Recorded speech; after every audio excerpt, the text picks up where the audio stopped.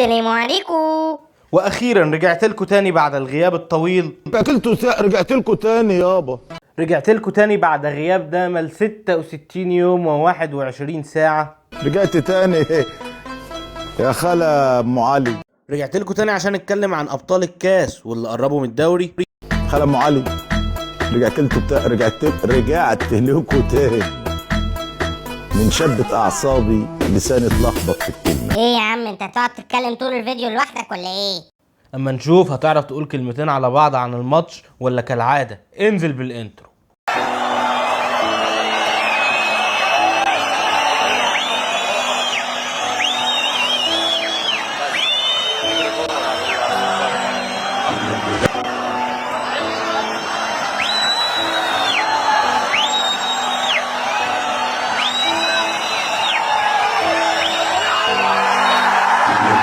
وانا زملكاوي على عهد مهما تفوت سنين، حبه ما توصفوش حكاوي، ما انا اصلي صوته حارسه الامين.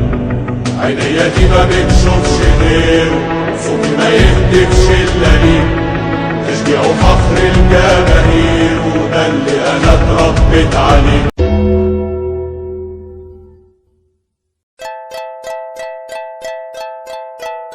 خلاصة مباراة اليوم: عودة الزمالك بأداء كويس وانتصار على سموحة والفوز ب3 نقط والاقتراب أكثر وأكثر من بطولة الدوري. ده صحيح 100%. دخل الزمالك المباراة بالتشكيل المعهود 3-4-3. حمزة المسلوسي نجم الفريق، أفضل لاعب في المباراة النهاردة طبعا. أبهر فيريرا قال لا ده يتجدد له 2030. احنا لسه بنقول اهو أداء حلو وأداء كويس، برضه هتطبل؟ مفيش فايدة فيك أبدا يا أخي. وطبل يا عم طبل. انا مش هرد عليك. نخش بقى على التقييم بتاع اللعيبه. النهارده فيديو التقييم وبكره بقى فيديو تحليل الماتش بقى، والكلام كتير بقى عن الماتش كله زي الفيديوهات بتاعت الماتشات اللي كانت قبل كده. خش يا بيه، ابدأ بالبروف على طول. استنى انت عايز حته عيل زيك انت هو اللي يقيم فيريرا ويقول فيريرا عمل كذا ومش عمل كذا؟ ده ناقص بقى تقول لي ان تغيير اوباما كان غلط. لا لم نفسك. لا يا عم، فيريرا ده خارج التقييم. امام عاشور غايب، بن شرقي مشي، ونجم مشي، مفيش نص ملعب، وبنكسب برضه. ده انا نسيت ان الكرة مكسب وخسارة يا راجل. طب يا راجل بين لنا حتى انك متأثر عشان ما هيحسدونا. كده صح. فيريرا 10/10. خش بقى على عواد لم يختبر، ما اتشطش عليه ولا شوطه، فخارج التقييم الماتش ده. نخش بقى على حسام عبد المجيد الشهير بحسام ماتب. الراجل ده هيبقى ليه مستقبل كبير جدا في الدفاع اذا استمر على اللعب بنفس الروح ونفس الاداء ونفس العزيمه. 9/10 بالنسبه لي. حسام عبد المجيد فعلا عمل ماتش كبير، وماتش الاهلي برضو عمل ماتش كويس جدا، فانا اديله 9/10 لان 10/10 دي متشاله اللاعب واحد بس نجم الفريق يا بيه. خش على الونش دلوقتي. الونش انا اديله 9/10. نفس الكلام على حسام عبد المجيد. ماتش فوق جبار، ممتاز جدا الونش. اتفق معاك، الونش 9/10 عمل ماتش كبير برضه.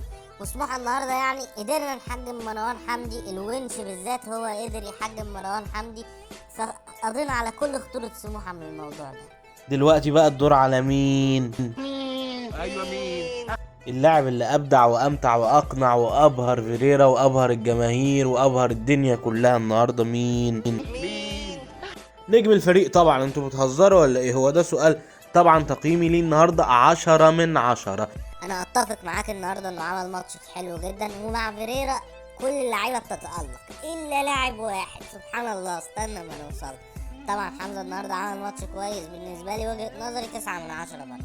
الثلاثه دفاع 9/10، اداء ممتاز جدا. لا يا حبيبي، حمزه يتميز عنهم في انه بقى ايه، كان بيلعب على هجومي كويس كمان. في الاسيست عمل اسيست في الدقيقه 44 لشيكابالا، باصه في العمق خطيره جدا، دي عايزه رؤيه دي. شيكابالا شاطها حلوه بس جنب العارضه. وفي الدقيقه 11 عواد اخطا، تقريبا دي كانت الخطوره الوحيده اللي سموحه في الشوط الاول. عواد اخطا وحمزه انقذ الكره، استلام بالكعب، رونالدينو يالا. والتفاصيل دي كلها هنتكلم عنها بقى في فيديو بكره، والتحليل الماتش الجامد الخطير الحلو جدا اللي احنا بنعمله طبعا. مميز انت في التطبيل، هوايتك المفضله، سبحان الله. عشان تاكل عيش طبل ومالكش دعوه باخرتك ولا ان انت هتقابل ربنا. سيد نيمار اديله 6/10 لان انا شايف انه لاعب كويس، بس عنده مشكله في الفينش، مش الفينش ان هو بيشوط هجمه، لا الفينش في اخر حاجه بيعملها اللي هو العرضيه، ما بيظبطهاش خالص، فيش ولا عرضيه بيعملها صح تقريبا، بس بيعدي كويس، بيوصل لمرحله انه يعمل عرضيه كويس، بس العرضيه نفسها بتبقى وحشه. يا سلام، هو ده يا ريس ستموني يا عتمة المؤلفين يا مكيفة. يا راجل حرام عليك، ده الراجل بيأدي اداء كويس جدا، ده احسن حازم امام اللي بيلعب باك يمين بقاله 10 سنين. نيمار في 3 ماتشات بيلعب باك يمين احسن منه في طريقة 3-4-3 طبعا. فانا اديله 8/10، ولاعب مبهر جدا، وهيروح المنتخب. المدرب المنتخب اعجب بيه، فهو هيروح المنتخب الفترة الجاية كمان. اسكت انت بقى واركن على جنب. طب قول لي يا راجل، عمل كام عرضيه النهارده صح؟ فيديو بكره هبقى اوريك بقى كل الحاجات دي. عملت كده برضو ايام المسلوسي وخدت على دماغك في الاخر يا ابني. انا اما اتكلم في الكوره تقف كده وتسقف وتتعلم. خش على فتوح اديله 5/10. انا متيقن ان مع فيريرا فتوح يقدر يقدم المستوى اللي كان بيقدمه مع المنتخب. فاكرين ماتش المغرب؟ عشان كده اديله 5/10، لاني عارف انه بعد كده هيقدم مستوى احسن من كده بكتير. فتوح 6/10. خش بقى على عبد الغني بقى فرجاني ساسي مع فيريرا 8/10. 8/10 حلو. خش بقى على اسلام جابر بقى عنده جرأة رهيبة جدا على المرمى، بس طبعا مش زي امام عاشور، بس هو كبداية كويس. اديله الامل، اديله الفرصة. فيريرا اداله الفرصة واثبت نفسه. انا شايف انه عمل ماتش حلو جدا. اسلام جابر 7/10. اسلام جابر انا اديله 4/10. نخش بقى على شيكا بديل بن شرقي، عمل ماتش حلو الصراحة، اديله 7/10 كمان. 7/10 ايه يا راجل؟ ده خلاك ما تحسش اصلا بفرق ان بن شرقي كان غايب. 9/10، 9.5 كمان. شيكا عمل ماتش حلو جدا، لولا بس لو كان سجل كنت هتطلعوا تطبلوا وخلاص. هو لازم يسجل، ما عادي بيلعب حلو من غير ما يسجل، يعني ايه اللي فيها. احمد السيد زيزو رجل والرجال قليل. 10/10. خلص الكلام، واكيد انت 10/10. خش على اللي بعده. الجزيري عمل ماتش حلو جدا، 9.5/10. صنع جون واسيست، واعتقد انت برضو متفق معانا في الكلام ده. نخش بقى على اللاعب الذي حير العلماء، 0 يوسف اوباما. يلا. انا مش عايز اكون قاسي على يوسف اوباما، فهديله 3/10. ليه بقى؟ لان طالما فيريرا بيلاعبه يبقى اكيد هو شايف حاجة اوباما يقدر يقدمها، واوباما لسه ما قدرش يوصل لمستوى. الفرصة الوحيدة ليك يا اوباما انك ترجع لمستواك بتاع 2018 هي انك تلتزم مع فيريرا وتركز في المباريات القادمة. قول يا ستموني قول. ايمن حفني 10/10 مع مرتبة الشرف. باقي اللعيبة اللي نزلت يعني يعتبر ملحقوش يلعبوا قوي، فخلاص انتهى الفيديو على كده، وانتظرونا في فيديو بكرة بقى. ده صحيح 1,000,000%. كان معكم نمبر 2 والمتحدث الطنبوشي فؤاد.